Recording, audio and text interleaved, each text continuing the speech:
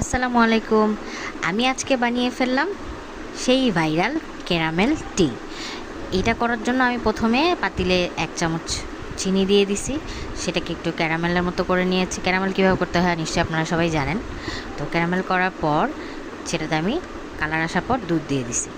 দুধের ভিতরে দিয়ে দিলাম এলাচ, আর তারপর দিয়ে দিলাম দুধটা বলক আসার পর চা পাতি।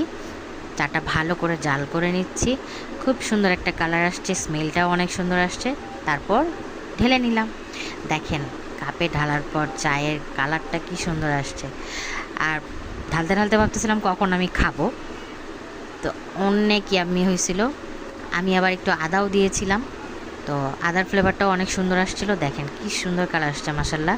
আপনারা বাসায় বানাই খায়েন। ভাবছিলাম কেমন না কেমন হবে ক্যারামেলের একটা স্বাদ, তো অনেক ভালো হয়েছিল। আপনারা বাসায় ট্রাই করে দেখবেন। ভালো লাগলে জানায়েন। ভালো থাকেন।